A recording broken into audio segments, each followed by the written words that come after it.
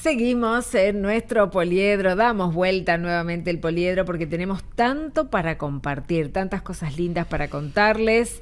Y bueno, Norma que viene a visitarnos también. Qué difícil momento, Norma, para hablar de otra cosa. Momento histórico, sí, yo decía, ¿y por qué no averigüé la etimología de humo, chimenea, qué sé yo, algo de eso? ¿Cómo? No me di cuenta, claro. Pero bueno. Bueno, ¿cómo estás? La realidad nos supera, bien, con expectativa. Bueno. No, es cierto que sí, ¿no? Sí. Todavía tenemos la chimenea allí solita. Mostrámela un poquito. Ahí está, mira. Se limpió el cielo por lo menos, porque antes había una nube blanca justo atrás y decíamos, justo esa nube ¿qué ahí. ¿Qué pasará, Dios mío? Bueno, nosotros vamos a alejarnos por un segundo de toda esta cuestión y les proponemos a ustedes descomprimir un ratito los nervios y encontrarnos con las lindas cosas que siempre Norma tiene para nosotros muy comunicados. Muy comunicados. Bueno, el humo es un signo, ¿no? Sí, señora. Bueno, vamos a hablar de signos. Quiero conectarlo por algún lado. Quiero conectarlo por algún lado. Muy bien, signos de interrogación. Sí, el origen, porque yo pensaba que qué bueno hubiera sido que en el colegio, cuando nos enseñaron a hacer estos signitos, nos hubieran contado la historia, porque no es conocida. Exacto, sabemos que hay que ponerlo. En el castellano se pone al principio y al final. ¿Pero por qué tiene esa forma de gancho? No sé. Y ahora nos vamos a enterar. A ver, entonces.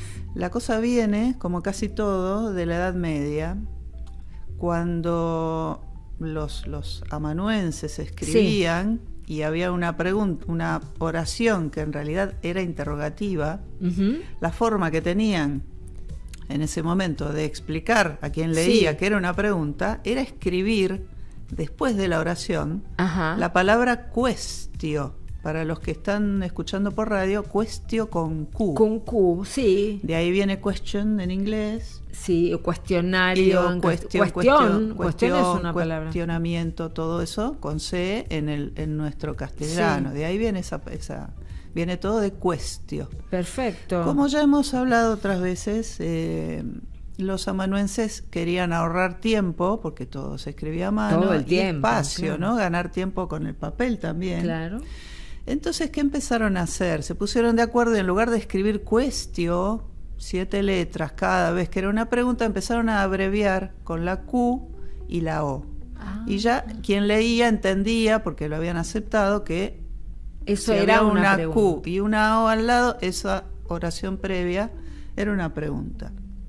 Como querían seguir ahorrando papel, viste que lo hemos charlado, empezaron a ubicar la Q arriba y la O abajo. Claro, para hacerlo mayúscula y entonces ahorraban espacio entre letras. Y después ya, para ahorrar tiempo, en lugar de hacer el círculo de la O, empezaron a hacer un puntito con la pluma.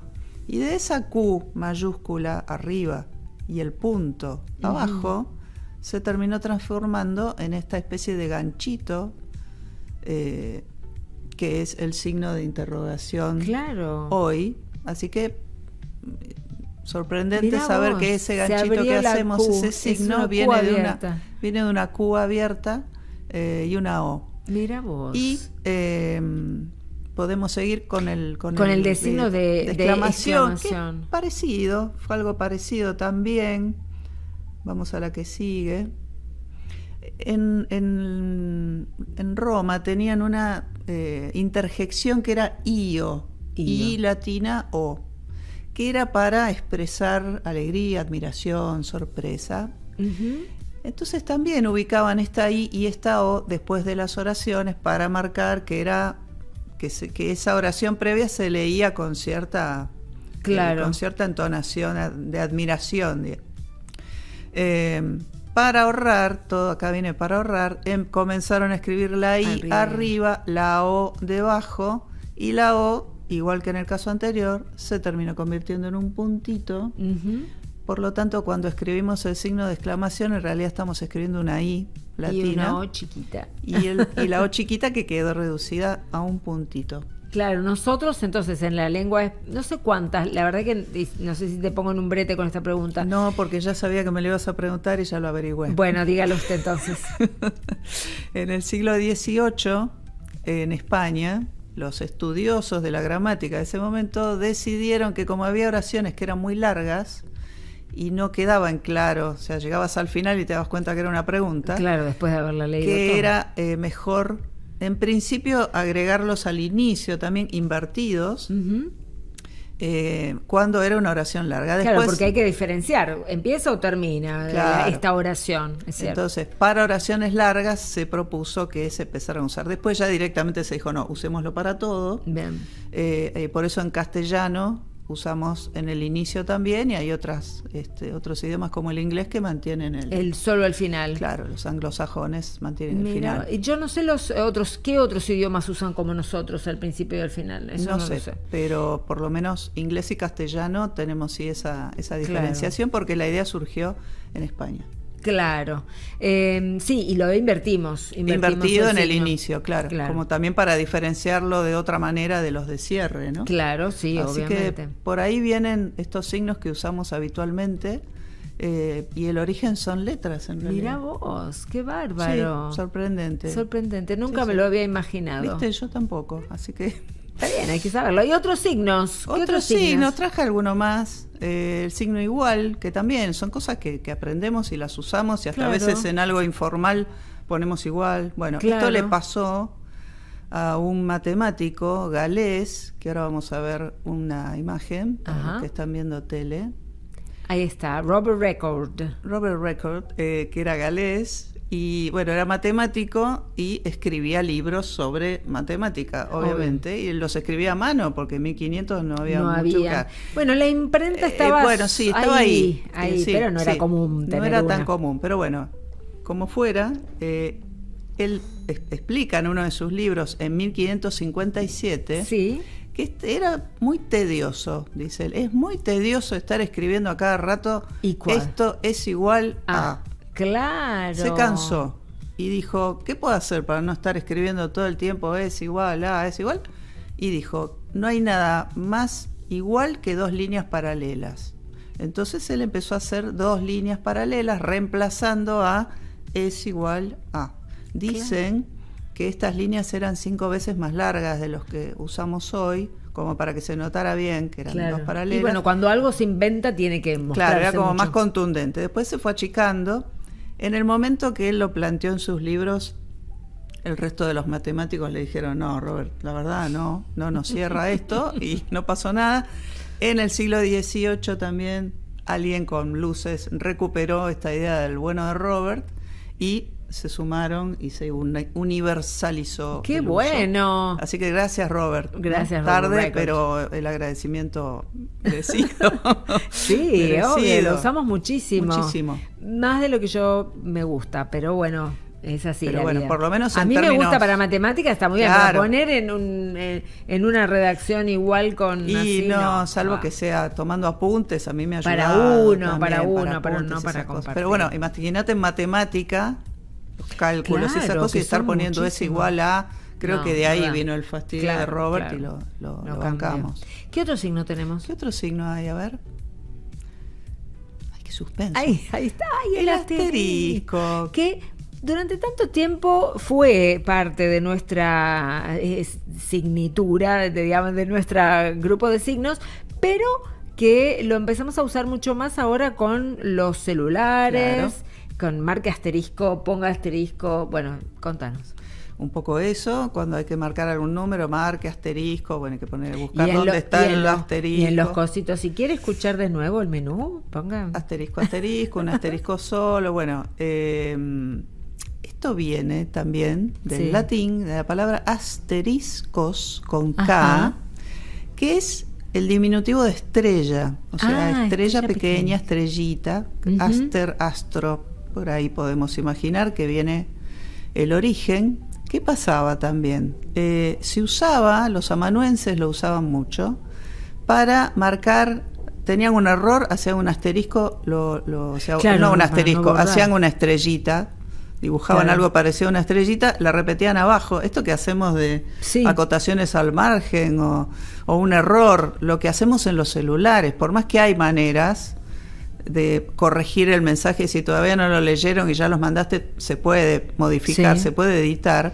Pero mucha gente, en lugar de editarlo, o si ya lo leyeron, abajo volvés a escribir el asterisco y siempre te da esta idea de marco algo que lo tengo que aclarar abajo, ¿no? Así que esta manera de usar el asterisco ya viene de la Edad Media. Mirá no es que vos. se nos ocurrió a nosotros utilizarlo, codificarlo de esa manera. Ya lo usaban ellos y bueno, se tomó, y una vez que se incorpora a los teclados de las máquinas y de las computadoras, lo usamos todos. Bueno, este sí es nuevo, ¿o no?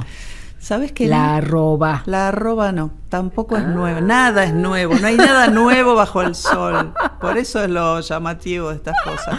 Y entonces la arroba, vamos a la que sigue. Ahí está. Dos cosas. Por un lado, en la Edad Media, los amanuenses otra vez abreviaban la preposición ad, de dedo, que quería decir a o hacia, como se la pasaban abreviando, porque pobres tenían que escribir toda a mano, hacían esta especie de signo de la A con la D juntos, similar a la arroba. Viste que si uno lee escritura de esa época, a veces encontrás el palito horizontal medio de la E metido en otras letras. Eso lo hacían todo para abreviar. Y esto también, como ese A o hacia seguramente lo usaban mucho, empezaron a abreviarlo con esta A, especie de A envuelta o en un circulito, en un círculo, demás. Y aparte, la palabra arroba viene del árabe.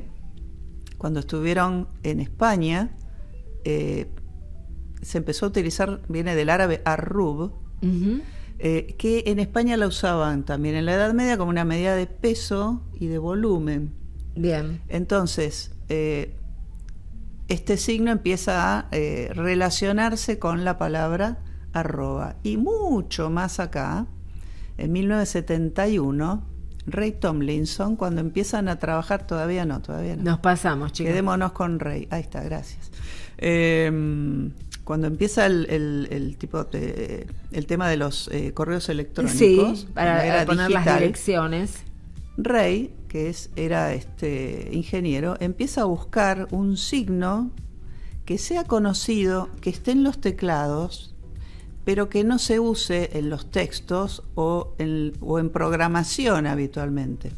Y elige la arroba para separar en las direcciones de correo el nombre del usuario del nombre del servidor. Claro, ¿no? claro.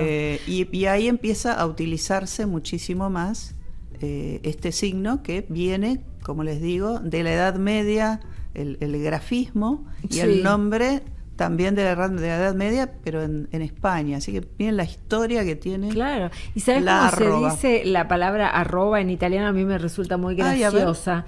Se dice chocchola. Mira vos. Chocchola. Bueno, mira, siempre originales. Sí, así se la llama en el italiano. En inglés se dice at. Claro, at. Y fíjense que tiene mucha similitud con el ad. Claro. Del latín, así que todo tiene que ver con todo, como siempre decimos. Mira vos, no sabía lo del italiano. Chocchola. Muy bien, sigamos con la siguiente.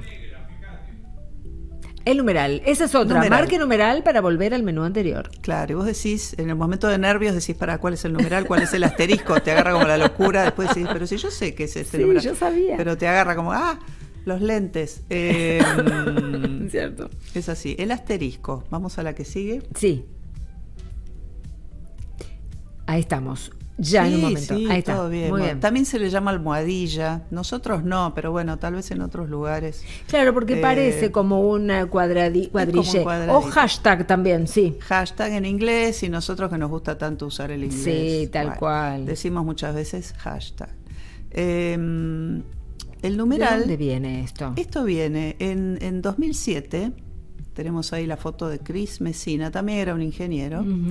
Y él empieza, cuando empieza el auge de Twitter, propone usar el numeral para agrupar temáticas, como para que la gente pueda identificar fácilmente ciertas temáticas.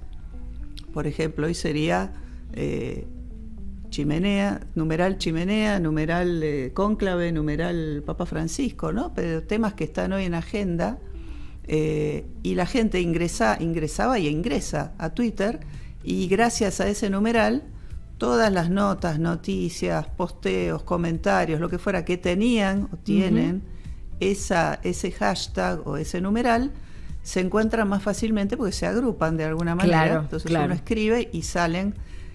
Cris Messina fue el que se le ocurrió utilizar el numeral para que fuera más sencillo para los usuarios encontrar, identificar determinados, el mismo, o sea, toda la información de un determinado tema. Claro. Y se sigue utilizando, sí, no solo en Twitter, que hoy es X, sino en otras, o sea, sí, en todos otras nuestros posteos, los que manejamos redes, agregamos los numerales con palabras o frases cortas que tengan que ver con los temas que abordamos, y de esa manera, en principio, etiquetar, taguear, claro, ¿no? Le dicen la palabra. Totalmente. Y de esa manera logramos que en principio la gente haya más posibilidades que la gente encuentre nuestra publicación. Bueno, tengo un mensajito para vos. No me digas, ¿Este era el rápido. último signo? Ese sí era el último. El último signo. Dice María Inés: interesantísimo el programa de hoy, fascinada con el muy comunicados y el excelente humor de Norma, que es amiga tuya, María Inés. ¿Sí? ¿Será amiga tuya? No. Bueno, pero ya la siento amiga. Claro. Sí. Gracias. Este tema de los orígenes me fascina. Sí, la verdad que es muy lindo, María Inés. Sí, es re lindo saber por qué. Porque a veces tantas cosas hacemos porque sí, y de pronto enterarnos y encontrarle ese camino. Y la sorpresa, ¿no? Claro. A mí me sorprenden estas cosas. Entonces, sí, es como que digo, si a mí me sorprende, creo que a los demás también. Así seguro que sí. Esa es la idea. Muchas gracias, María Inés.